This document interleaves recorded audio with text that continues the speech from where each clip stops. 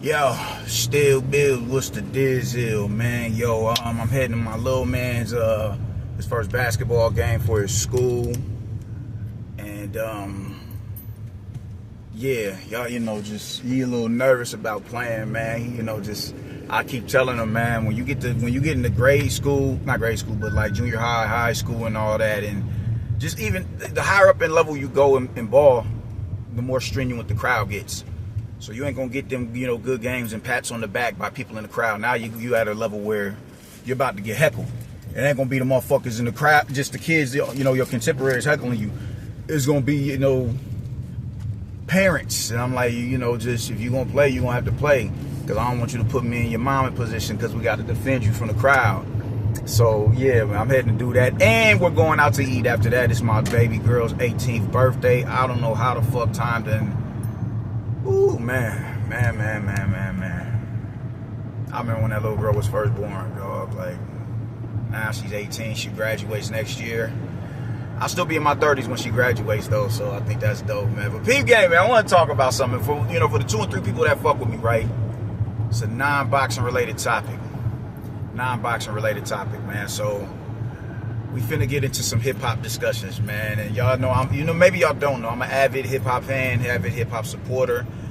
You dig? I do what I can do to preserve the culture in its totality, man. When people say hip-hop, they think that, they just automatically revert to rap music because that's the spearhead of the culture. I'm talking about rap in this video, but I'm talking about preserving the culture in its totality, man. I got this theory that for every 15 to 20 rappers you should be able to name me at least one b-boy. You should be able to name me at least one graph artist. You dig? I think DJs are pretty, the DJ coincides with the MC, so the DJs are still, prevalent on a mainstream level to where the masses would know about them, man. But the b-boys and the graph heads, they aren't. They don't even make flyers no more like they did in the 70s and in the 80s for the park jams and shit like that. And so I think that's something that we should tap back into, creating flyers, just really bring back that authentic hip hop feel, man. But yeah, that's my theory. For every 15, and I think that's more than generous, honestly, man, because when you get to about 40 MCs, 30 MCs, you're gonna be like, start fizzling out or whatever, man. It's kind of a headache trying to, name the top 50 MCs off the top of your dome, you dig? So I feel like, 15 to 20, between 15 and 20 MCs, you should, I would say even 12 to 15. I keep it generous, between 15 and 20, because I can name 40 MCs easily. Between 15 to 20 MCs, you should know at least one b-boy and one graph head, because those scenes are extremely, underground, and that's how they've been able to preserve their the culture or whatever, man. But what I really want to talk about is, man, I made a status yesterday because I saw Jay-Z say something like nobody can stand in front of him in a versus. And I've made a status saying Jay and Nas versus is, mandatory. Like, that shit has to happen. And the amount of resistance that I got from people was blowing me, because I'm like, y'all. All right, so if we unpack both of their careers, first off, like, I'm a New York City boom bap rap type nigga, and if it ain't boom bap, it's straight up mafioso, mob boss, New York City rap, early mid 90s type shit. Reasonable Doubt, Jay-Z, late 90s, Ready to Die, Biggie Smalls, you dig? Nas, The Firm Click. I'm like, that is my shit. AZ, G-Rap, straight mafioso shit, because the mob was heavily influenced, heavy influential in hip hop culture.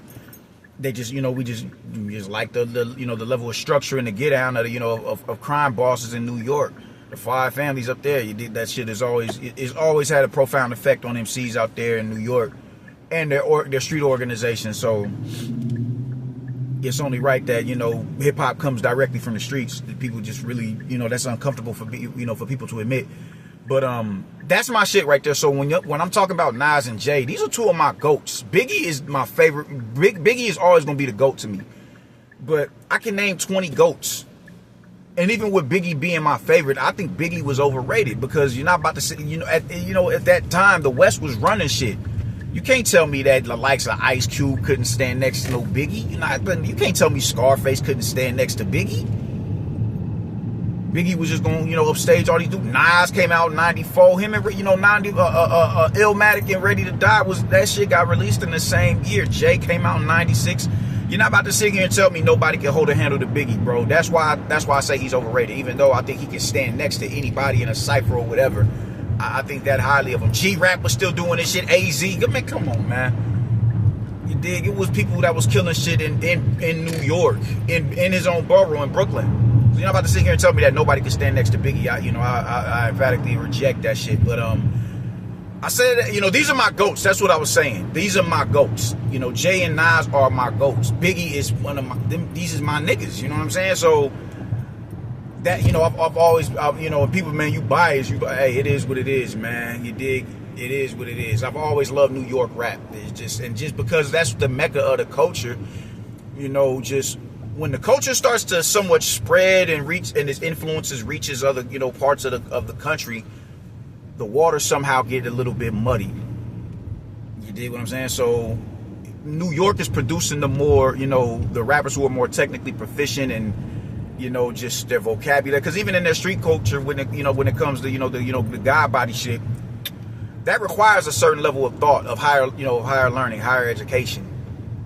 The God body shit, just a lot of, being, Islam is huge. It's heavy out there on the East Coast, man. So that in itself requires the study, that just requires a higher level of thinking right there in itself, man. So you're gonna, and then because it's so heavily, it's a part of the New York City lexicon. You dig the God body talk. You ain't even gotta be, you ain't gotta be gods on earth to speak the language, to speak the lingo. You don't. But that, crosses over once again into hip hop. Because, just Seven Earth, Gods and Earth shit was so heavily influential within hip hop culture, man. That's just, they say the B-boy stance comes from, God, Gods and Earth, the gods and the earths. So it's just, just on average because of that, they were able to, they thought on a higher level, they because they're the innovators of the culture, they, just how they took to their rhymes, how they, took to structured their verses. It was just always done with a higher level of thought and educational as well. So, I always gravitated towards that. I always gravitated when I really got it over. When I was younger, Bone Thugs and I liked the Bone Thugs and the Twisters and shit like that, just because it was like, man, how y'all fitting this many words in a bar, bro? That shit is blowing me. So, and those are incredible rappers, by the way. But as I came of age, I'm like, nah, man, this New York shit is where it's at with me. So, but for people to say that Nas can't stand next to Jay-Z in the verses, it's just blowing my soul. Because I'm like, while I can admit, Nas had a multitude of slumps throughout the duration of his career, man. Jay was a lot more consistent. After Nas did Illmatic and It Was Written, which I personally believe It Was Written is a better album than Illmatic. I don't know, man. Just some people, you see their, the level of maturity, you see the level of maturity and just the uptick in skill as it comes to crafting, and structuring their verses. I just think Nas was, his flow was just a little bit more official and, just the punchlines were a little bit more thought out. Just, his writing was a little bit more thought out, even though it was extremely well thought out on Illmatic. I just thought he elevated it and It Was Written. I thought that was peak Nas personally. But after that, you get Nostradamus and you get I Am, and those albums wasn't really, them albums was, you dig? Them albums wasn't like that, but it was still classics that he dropped off them albums, man. I think Nostradamus is a classic track. I think, Nas is a classic track. It was some incredible tracks that he dropped even though the album in itself was misses. You dig what I'm saying? While Jay-Z had his level of consistency was done at a much higher clip than Nas, man. The Reasonable Doubt, the Volume 2, and Life and Times of Sean Carter. He hit us with the Rock La Familia thing. I was just listening to that today. He was just killing shit, and it took Nas to from 96 to 01 to smack us over the head with another classic. Nah, fuck that. I'm not taking that. Which was Stillmatic. And that right there is what I think will re-energize Nas, man. Stillmatic, because that was, that's when Ether and, the Ether and the Takeover was buzzing all over, and people up here in Omaha was picking a side. Niggas, I remember the homie, because I was, man, fuck Jay-Z. I was on my Nas shit. The homie, my man AB, California Street 33rd, whoa. He like, nah, man, it's Jay-Z. So we was picking sides up here. You know what I'm saying? And that, you know, that reinnovated his career. And then after that, he dropped the Godson joint. And I'm like, yo, this album is fuck. You know what I'm saying? But then by that, you know, you got Jay-Z with the Blueprint 2. You did, like, it was just, you know, it was a lot more consistency from Jay-Z. And then after Godson, you get Street's Disciple. And then after Street's Disciple, you know, you get Untitled. You get, you know, Life Is, you know, you get Hip Hop Is Dead. Then you get Life Is Good. And Jay is smacking us over the head with the Black Album and Kingdom Come and American Gangster. And I just think those were a little bit better projects. And then after Life Is Good, he hit us with another slump again, to the point where I'm like, man, yeah, just go ahead and hang it up, Nas. There's no shame, no harm, no foul. It's like Kobe. Kobe gonna be the GOAT. Even though Kobe didn't have the best, you know, hit the last few years of his career, it just wasn't Kobe. It's like, yeah, it's time to hang him up. Bro, what you was able to do in your peak, in your prime, that can't be taken away from you, man. And that vintage Kobe is better than everybody. You know what I'm saying? I don't give a fuck what nobody say. So it's no harm, no foul, man. Roy Jones for the boxing heads. Roy Jones, Mike Tyson. How they ended up looking on it, you know, in their later years, man, when it was just like, yo, it's past due for y'all to hang it up. So that's how I was feeling about Nas. And then what does Nas do? He fucks around and comes back and smacks us with KD 1, 2, and 3. And Magic 1. I really want to say 1 and 2. I wasn't the biggest fan of Magic 3.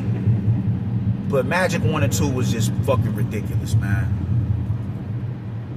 So you take these albums. And you put these two niggas on the stage and you give them 20 to 30 tracks a piece. And it don't even got to be relegated to just tracks, because when you watch Dipset versus the Lox, them niggas wasn't just doing singles. Jay and Styles and Jada did Banned from TV off the Noriega off the Noriega track. They did their verse from Honey with, you know, Mariah Carey. Jadakiss did his verse from New York that he did with Ja. What are we talking about here? So when you put these two together, you're not about to sit here and tell me that Nas ain't got 10 to 15 tracks that you can't put up against any track Jay-Z done put out. And he ain't got no features that you can't put, you can't stand next together with Jay-Z and his features. You got me fucked up. And this is what I'm trying to get over to people, man. I'm like, what are y'all seeing? What are y'all seeing, man? Like, I don't get it. I'm confused on why you think Nas is a wash. I'd have had people tell me Snoop Dogg is a better matchup for Jay-Z than Nas, and I'm like, based on what? You dig? Like, how is it that these two can have a back and forth where the general consensus is Nas won, but he can't stand next to Jay-Z on stage in the verses? What are we talking about here? You know, the shit was just blowing me, man. I'm like, y'all niggas is real life out of y'all mind. Y'all think Nas can't compete with Jay in the verses? No, fuck compete. Y'all really out of your mind. Y'all think Nas can't beat Jay in the verses, bro. I don't know what niggas is talking about. I'm 39. So when Stillmatic, I was in high school when Stillmatic came out. Everybody was glued to BET waiting for one mic to drop. I don't think Jay has ever put out a fucking song that, the energy that one mic put out, it was just so gravitational and just put out that energy. It was like, yo, you got goosebumps after the song was over. That is an incredible song right there, bro. Like, what are you talking about? If I ruled the world, because a lot of people, intellect, it resonates with people. When you can talk about conscious shit, I think Nas was more, I think Nas has a more God body flow than Jay. I was just listening to Suspect Witness by Nas, man, and just the conscious shit that he make, that he spits on there. And how he coincides it with the street, and how he's able to still keep it, that street image up in the vernacular that he uses. It's like, this shit is something that's to be appreciated. Nas was a little bit more grounded. I think even in the now, Nas is more easier to reach out and touch. He seems to be more grounded and rooted in the culture.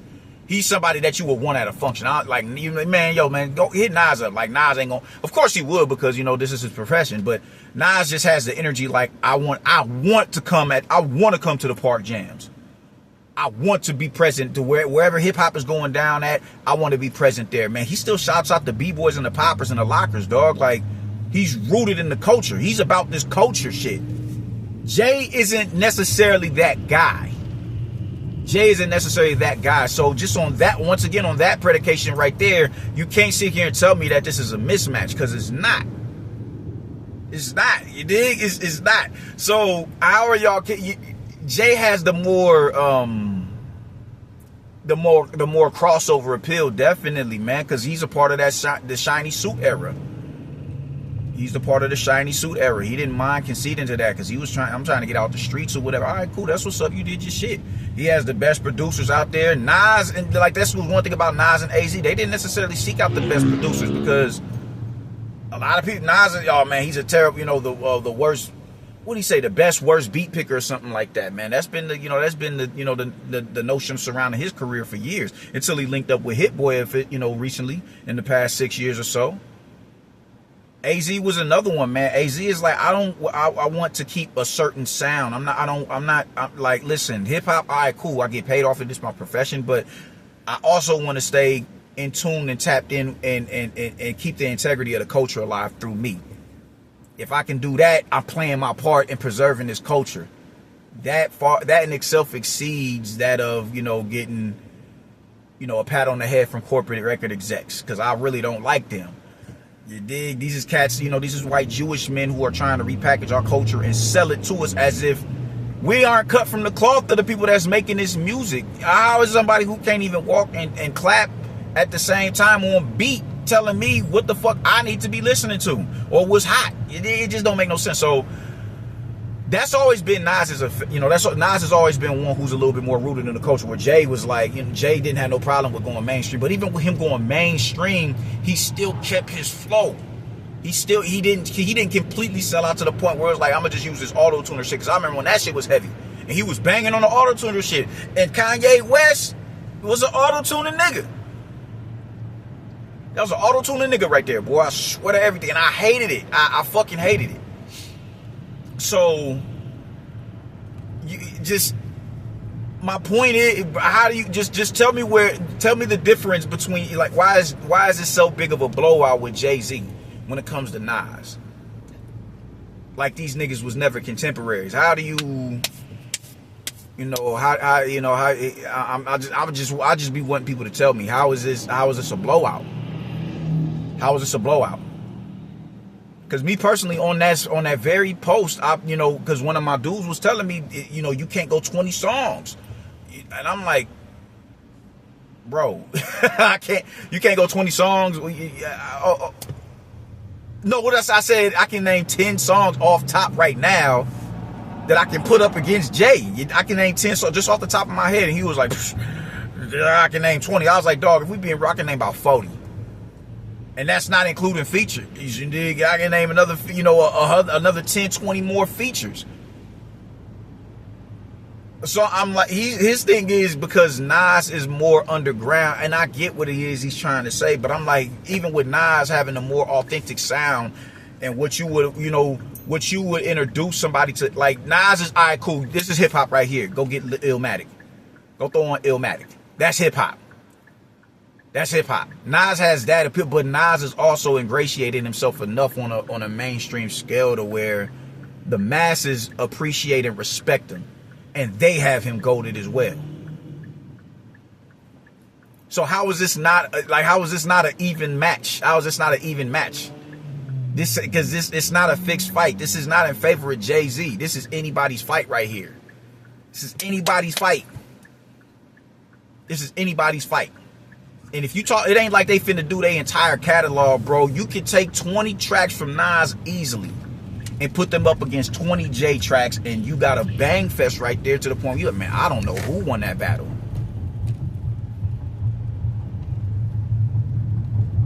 Stop playing with Nas, man. Put some respect on Nas' name, man. Stop. And it's forcing me to put, it's putting me in position, because I'm like, man, I gotta, on one hand, I'm defending Jay, and then I'll turn around and have to defend Nas.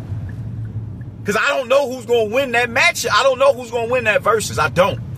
When Dipset went at the Locks, I'm like, off rip, I know for a fact the Locks is finna wash these niggas. Why? Because they have tracks with hip-hop royalty. Don't talk to me about Lil Wayne, bro. Do not talk to me about Lil Wayne and Dipset having the multitude tracks. No, bro. I'm talking, you look at the Locks and niggas is on tracks with Nas. They on tracks with Jay. They on tracks with Biggie. Nigga, fuck out of here. the juggernauts of this culture. The juggernauts. Yeah, Cam got some shit with Big L, you know, we can admit that. But, they was a part of Bad Boy. That is one of the greatest.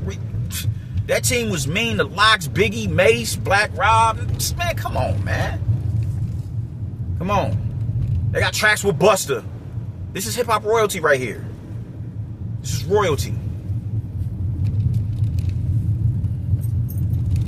I'm right here. So, stop playing with Nasir. Stop playing with Nasir like he ain't, like he ain't like that, man. Stop playing with Nas like he's about to go in there and get washed, because he's not. Y'all don't know who's gonna win that versus. Nobody can definitively tell me Nas is about to go in here and get mixed up. It's not gonna happen. I'm telling you. If I had time, I'd tell you the 20 songs that I listed that I'd put on that, on that track list for the verses. But I don't have time because I'm just not getting to my little man's game. So, yeah, man, that's how the fuck I'm feeling about it, man. That's how the fuck I'm feeling about it, man. Nas and Jay is a 50-50 type fight. Nas and Jay-Z is better Biev and B-Vol for the boxing heads. Don't talk to me about Nas not being in a position to fuck with Jay because you feel like Jay had more crossover success and mainstream success. He technically did. But Nas is, the songs that reach the mainstream from Nas's catalog, whether it's Uchi Wally or One Mic, or Got Yourself a Gun, or It Ain't Hard to Tell, or If I Ruled the World, you can put them tracks against any J track and it's going to bang off and pulsate through the crowd, and they're going to be receptive to that, man. Fuck out of here, man. I'm out. I got, wish my son luck, man. Doses.